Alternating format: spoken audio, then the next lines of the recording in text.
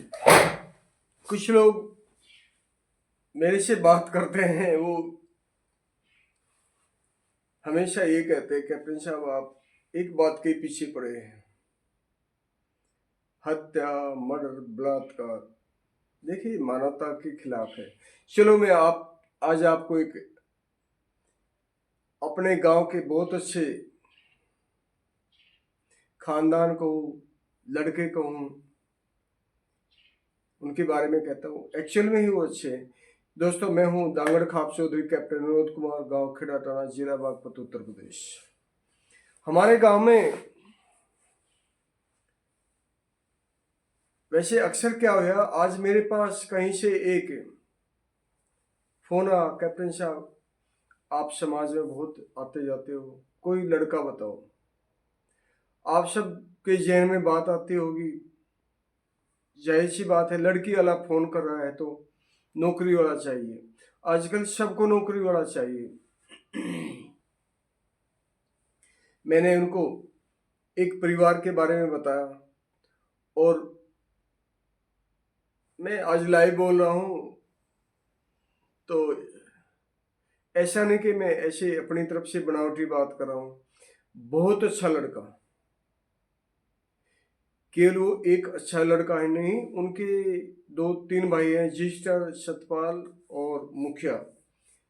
तीनों के लड़के और लड़कियां, मैं मानता हूं कि ये बहुत ही चरित्रवान बच्चे हैं। ये बच्चे मैंने बिल्कुल छोटे छोटे देखे हैं, और कभी भी मैंने इनको शाम के समय या बेवजह रोड पर खड़े होना, सड़क पर खड़े होना, या किसी असामाजिक बच्चों के साथ खड़े होना, बातचीत करना नहीं देखा है। मैं ये कह सकता हूँ, आज के युग में ऐसे बच्चे मिलना बहुत मुश्किल है।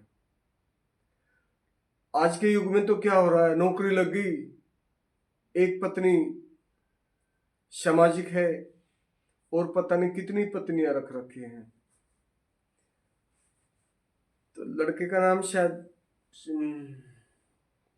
मुझे याद नहीं आ रहा, सचिन दिखता है, शायद रजिस्टर का लड़का है ये।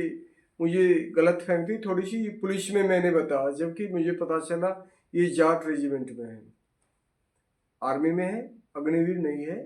ये पक्का हो रहा है। बहुत सुंदर लड़का है, बहुत अच्छा है, माँ बाप सुंदर है, और दोनों भाई, बड़े भाई की शादी हो रही है। लड़कियां भी बहुत चरित्रवान है। तो जब हमें कोई रिश्ता बताता है, पूछता है,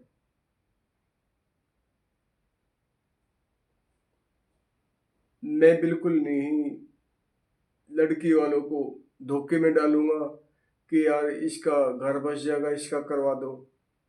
मेरी तरह मैं मानता हूं, हर बुद्धिजीवी सामाजिक आदमी किसी को धोखा नहीं देता है। सबसे पहले मन में यही आता है, लड़के का चरित्र, और ये बहुत जरूरी है। आज के युग में सबसे जरूरी है लड़की का चरित्र, लड़के का चरित्र। लड़की के चरित्र के बारे में हम उसके माँ से, उसकी दादी से, गांव के लोगों से पूछ सकते हैं, लेकिन लड़के के चरित्र के बारे में तो पूछने की क्या जरूरत है। हम सब क्या रोजाना नहीं देखते, ये बच्चा शाम के समय शराब पीने के लिए, खुजली होती है, और ये अपने जुगाड़ में रहता है। हमें नहीं पता अमुक लड़का नौकरी करता है, लेकिन वह नौकरी के बावजूद दूसरे के बच्चों को बिगाड़ रहा है, खेत में ले जाकर के शराब पिलाता है। खुद अच्छी नौकरी पे हो गया, खुद अच्छे वेतन पे हो गया। तो हम सबका एक कर्तव्य बनता है कि कोई भी बाहर से लड़की वाला आता है, भले ही लड़का अनपढ़ है, मैं प्राथमिकता देता हूं चरित्र पर। दूसरी प्राथमिकता है उस खानदान के माँ बाप की सादगी पर, और तीसरी प्रायोरिटी है जमीन पर, लास्ट में नौकरी है। दोस्तों, यह इसलिए हो गया है, आजकल लड़के और लड़कियां खुद माँ बाप को धोखा दे करके अनैतिक संबंध रखते हैं। या नौकरी लगने पर खुद की पत्नी की आंख में धूल झोंक करके बिना शादी के किसी के साथ में संबंध बनाते हैं। और ये तलाक होने का कारण ज्यादातर यही है। हम लड़कियों को दोष देते हैं, आज मैं सारा दोष लड़कों को दूंगा। आपकी शादी हो गई है जनाब, नौकरी लग गई है, आप लाट साहब बन गए हैं।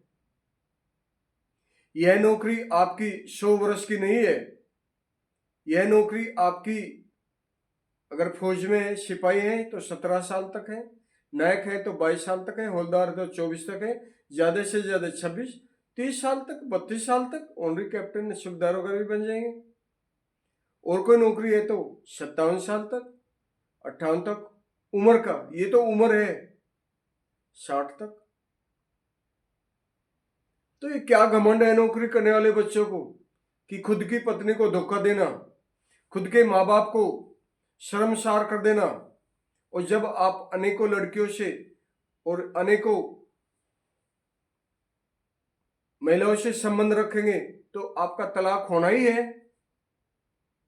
आप शाम के समय खुद शराब पीते हैं, साथ में 2-4 और घुमक्कड़, अनफिट, बेकार लोगों को बस अपने साथ बैठा करके शराब पिलाते हैं। आपकी पत्नी आपका इंतजार करती है। ये वंश तब चलता है जब बच्चे पैदा होते हैं। बच्चे शराब पी करके पैदा नहीं होते हैं, बच्चे पैदा होते हैं दूध घी खाने से। खैर, आर्मी और पुलिस के बंदे फिट होते हैं, मैं इस बारे में उनको नहीं कह सकता हूँ। अगर वो ड्रिंक भी करते हैं तो वो बहुत फिजिकल काम भी करते हैं, वे दौड़ करते हैं, अपने शरीर का ध्यान रखते हैं, उनका प्रत्येक वर्ष मेडिकल टेस्ट होता है। लेकिन तलाक होने का कारण, सबसे ज्यादा कारण लड़कों की तरफ से। अगर लड़कियां इस कारण से तलाक ले रही हैं कि यह अमुक लड़की के साथ में या अमुक महिला के साथ में अवैध संबंध है या अपनी सहकर्मी साथी के साथ में इसके गलत संबंध है, तो इसमें लड़कियों की गलती क्या है? हम हमेशा दोष लड़की को देते हैं, लेकिन ऐसे भी नामर्द हैं, उनको लड़की 7 फीट की चाहिए, बहुत सुंदर चाहिए, बहुत हॉटफुट चाहिए, खुद 5 फुट का है। झूठ बोलते हैं कुछ लोग, प्राइवेट नौकरी बता करके वे केवल शादी इसलिए करते हैं कि हाँ, नौकरी झूठ इसलिए करते हैं बस मेरी शादी हो जाओ। बताएंगे मेरी 70,000 पे तनख्वाह है, 80,000 है। और जब पत्नी आ जाती है, बुजुर्ग माँ बाप अपने समाज के लोक लिहाज इज्जत के कारण जाटों में विश्वास कर लेते हैं। बहुत लड़के तो खुद के माँ बाप को झूठ बोलते हैं। बीटेक होने का मतलब ये नहीं है कि वो नौकरी कर रहा है, शहर में रहने का मतलब नहीं है कि वो अच्छे वेतनमान पर है, घर से डेली बाहर जाने का मतलब नहीं है कि वे बहुत अच्छा अपना नौकरी करे, प्राइवेट नौकरी करे। ये धोखा देना, आंखों में झोंकना, पहले शादी से पहले 80-70 हजार रुपये बताना, फिर शादी के बाद में पत्नी के लिए एक सूट नहीं सिला सकते, या फिर उनके माँ बाप भी उस झूठ बोलने में शामिल रहते हैं। तो जब पढ़ी लिखी अच्छी लड़की आती है वो तो मरी जाती है ना। मैंने देखा है खुद, एक इंसान ने हमें एक लड़का बता दिया, हमने यकीन कर लिया अरे ये तो अपना ही है या हमारा अच्छा दोस्त है। रिंग सेरेमनी तक होने की नौबत आ रही थी और नौकरी पर नहीं थे। तो झूठ ना बोले लड़के, लड़के के माँ बाप झूठ ना बोले। अब मैं बात करता हूँ चौधरी जिस्टर जी ने, मैं जिस्टर जी साथी बैठे थे हमारे, उन्होंने बताया हमें बिल्कुल ऐसी लड़की नहीं चाहिए जिसका बाप दरोगा है, इंस्पेक्टर है, भाई सब दरोगा है, सब इंस्पेक्टर है, हमें बिल्कुल साधारण लड़की चाहिए। हमें अपना घर चलाना है, हमें अपने घर का तमाशा नहीं करना है। हमें नहीं चाहिए कि यहाँ पे तलाक होए। हमें ऐसी लड़की चाहिए हमारे परिवार से मिलती हो और हमारे घर को एक रख सके। ऐसे वैसे तो ऐसी बातें सभी करते हैं, लेकिन बिल्कुल हमें नौकरी वाली नहीं चाहिए और उनका लड़का नौकर है। हमें लंबी लड़की चाहिए जिससे कि बच्चे आगे लंबे पैदा हों, क्योंकि हमारी दो ही नौकरी है, फौज की, पुलिस की या खेत में। तो सबसे पहले लंबी लड़की चाहिए। एजुकेशन मैटर नहीं रखती है, पढ़ी लिखी चाहिए, लेकिन एजुकेशन का घमंड नहीं चाहिए। आज्ञाकारी चाहिए, बिल्कुल चाहिए। चलो, ये तो जिस्टर ने बहुत अच्छी बात है। जैसे जिस्टर कह रहे थे, ऐसे में और लोग भी बहुत है, कहते हैं, हर बुजुर्ग कहते हैं, लेकिन मैं जिस्टर को नहीं कह रहा हूँ, उन लोगों को कह रहा हूँ जनाब, शादी के बाद आपका ही लड़का अगर साथ रखने के लिए ड्रामा कर दे तो उस लड़की का दोष क्या है? आपका लड़का ही एक रात में ही बदल जाए तो उस लड़की का क्या दोष है? आपका लड़का अगर साथ नहीं रखना चाहता है, आपका लड़का अगर नौकरी नहीं करवाना चाहता है, कोई लड़की नहीं चाहती कि मैं नौकरी ही करूंगी। उसको तो अच्छे वेतन वाला, अच्छे कद काठी वाला, सुंदर लड़का चाहिए, घर में सब कुछ चाहिए, क्या दिक्कत है जनाब?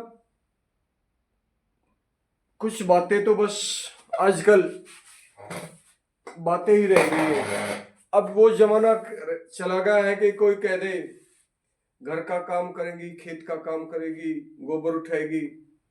देखिए, मैं बिल्कुल स्पष्ट कर दूं, बहुत लड़कियां, लड़के के माँ बाप शादी से पहले इन बातों को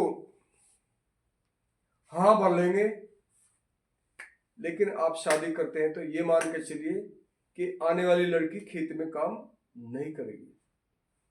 अगर आपको घर में शांति चाहिए, अगर आपको अपना बुढ़ापा ठीक ठाक चाहिए, तो इस बात का दबाव मत डालिए कि खेत में काम करना है। अगर उनको जरूरत होगी, समझेंगे कि हमें अपनी प्रॉपर्टी, जमीन ज्यादा रखनी है, आपके मरने के बाद जाग जाएंगे। फिर तो वे 1 इंच भी अपने भाई से बंटवारे में नहीं छोड़ेंगे। कोई तो बिघे की बात करते हैं, 1 इंच भी नहीं छोड़ेंगे। सबसे जरूरी है आपकी शांति। अच्छे सभी, हमारे जाट परिवार सभी अच्छे हैं, सभी लड़कियां अच्छी हैं। थोड़ा सा अपने बच्चों को भी देखें कि आपका बेटा चरित्रवान कैसा होना चाहिए, जैसे हमारे गांव में जिस्टर के लड़के हैं। मैं एक बार फिर कह रहा हूँ, इन बच्चों को मैं केवल आज नहीं जानता हूँ, इन बच्चों के, इन तीनों भाइयों के बच्चों को मैं बचपन से जानता हूँ। और मैं ऐसे बड़ाई नहीं कर रहा हूँ कि उनका मुझे कोई उनसे प्रधानी में वोट लेना या पगड़ी के लिए मुझे उनसे बहुत बड़ा वो समर्थन लेना है। यार, वो तो मैं जिस काबिल हूँ वो तो मैंने सिद्ध कर दिया है, लेकिन अच्छे बच्चों को तो मैं अच्छा कहूंगा ही। उनके तो मैं नाम भी नहीं लेना चाहता हूँ जो गोबर गणेश शराब के टैंकर बन गए। ऐसे लोगों के माँ बाप, बच्चों के माँ बाप को कहता हूँ, आपके बच्चे की शादी के लिए क्यों बताएगा कोई? आपका बेटा सुंदर नहीं है, आपका बेटा लंबा नहीं है, खेत में काम नहीं करता है, चेहरे पर 36 बज रहे हैं, 12 नहीं 36, शराब के नशे में रहता है, अपराधी बच्चों के साथ रहता है, इधर उधर दाएं बाएं घूमता है, शाम के समय अपने घर में नहीं रहता है। दोस्तों, ये एक छोटी सी वीडियो थी। हम सब जानते हैं कि इस समय ठंड का दौर ऊपर जा रहा है और पारा नीचे आ रहा है। अपना ध्यान रखें, रात को सोते समय गर्म कपड़ों का इस्तेमाल करें। जब भी आप बाहर निकलते हैं तब भी अपने शरीर का ध्यान दें। युवाओं के लिए तो मैं कहता हूँ, क्या होती है सर्दी, जाइए 5 किलोमीटर का दौड़ के आ जाइए, आपको गर्मी आ जाएगी, पसीना आ जाएगा। और जो लोग सर्दी से बचने के लिए रात को हीटर का इस्तेमाल करते हैं या तपते हैं, वह शरीर के लिए ठीक नहीं है, उसकी आदत पड़ती है। जब तक आप आग के पास है बहुत अच्छा लगता है, हीटर के पास है अच्छा लगता है। जब आप उससे उठ करके चलते हैं और आप हवा के साथ में टच में आते हैं और ठंडी हवा के साथ में, आपको जुकाम होता है, निमोनिया हो सकता है। तो खुद गर्म रहने के लिए सामर्थ्य के अनुसार ड्राई फ्रूट का इस्तेमाल कीजिए, काजू, बादाम वगैरह। और सबसे सस्ता मैं कहूँगा, अगर कोई दवा है तो गुड़ है, दूध है, इसका इस्तेमाल कीजिए। देसी खाइए, देसी हैं हम लोग, देसी खाइए और स्वस्थ रहिए। और जिनके घरों में पैसा है वो खासतौर से बुजुर्गों को तो काजू बादाम वगैरह का इस्तेमाल करना ही चाहिए। और हमने बचपन में देखा है, हमारे माँ बाप बुजुर्ग जो जब तक हमारे पिताजी थे, वे गुड़ को बनाया करते, देसी गुड़, बिल्कुल उसमें खाद भी नहीं डालते थे, गोबर का खाद होता था और उसके अंदर मूंगफली वगैरह आदि चीज डालते थे। और सर्दियों में मेथी के लड्डू बनाना, ऐसे कुछ न कुछ खाने के लिए ताकतवर चीज बनाया करते थे और करते थे। आप भी अपना ध्यान रखें, अपने बच्चों का ध्यान रखें।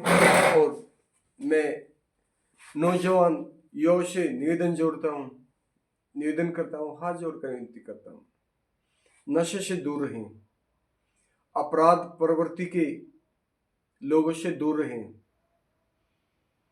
और जो लोग यह मानते हैं कि हम ठाड़े हो गए हैं, हम अपराध के बल पर ये कर देंगे वो कर देंगे, कुछ नहीं हो, कोई ठाड़ा नहीं है। सामने से लोग आपका विरोध नहीं करते होंगे, बाद में आपकी विरोध करते हैं। अगर कोई ठाड़ा ज्यादा बनता है, प्रधानी में खड़ा होकर देख लीजिए,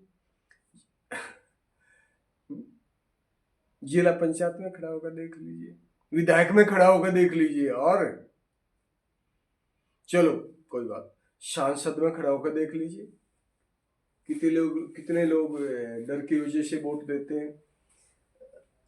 कोई भी उम्मीदवार है, उसको जीतने के लिए बहुत मुलायम रहना पड़ता है, बहुत झुकना पड़ता है। आज चौधरी सतीश हमारे गरीब खाने पर आए थे और उन्होंने चौधरी सुरेंद्र को और वो चौधरी विजेंद्र को लेकर आए थे, धनकार खाप को मनाने के लिए, बातचीत करने के लिए। क्या तरीका अपनाया उनका, हम बड़ाई करते हैं कि बहुत सीधे आदमी है और घमंड नहीं है, सहनशील इंसान है। दोस्तों, ये था आज का हल्का फुल्का अपने ही आसपास के पड़ोस की बात करना। मुझे लोगों की तारीफ करना अच्छा लगता है, लोगों को सम्मान करना अच्छा लगता है, बच्चों को खुशनुमा देखना अच्छा लगता है, बच्चों को मोटिवेशन करना अच्छा लगता है। ये हत्या, मर्डर, बलात्कार, फर्जी बेनामी, ये कोई खेड़े डरने की समस्या नहीं है। ये हमारे समाज की, खासतौर से किसान समाज की, गांव के समाज की समस्या है। और हत्या मर्डर अंतरराष्ट्रीय समस्या है, ये तो आतंकवादी समस्या है। किसी एक को आप फोकस करके अपने दिमाग में मेरे से ना जोड़े। अगर आप को मानते हैं ये बंदा हत्या मर्डर बलात्कार और फर्जी बेनामी वाले हैं, तो अपना रोल अदा कीजिए, उससे दूर हो जाइए। और आप उसके साथ हैं, आप हत्या मर्डर बलात्कारी नहीं है, लेकिन आप उनके घर जाते हैं, आते हैं, बैठते हैं, बुलाते हैं, खाते हैं, पीते हैं, मौज मस्ती करते हैं, सहयोग करते हैं, साथ देते हैं। भले ही आप कितने भी शरीफ हो, आप भी चरित्रहीन हैं, आप भी अपराधी हैं, आप भी दोषी हैं। पुलिस को क्या सपने आ रहे हैं? इसी के साथ मैं यहाँ पर आपसे विदा लेता हूँ। डांगड़ खा थी है, रहेगी। दंगड़ खाप जिंदाबाद। भारतीय सेना जिंदाबाद। जय जवान, जय किसान, जय भगवान, जाट बलवान। और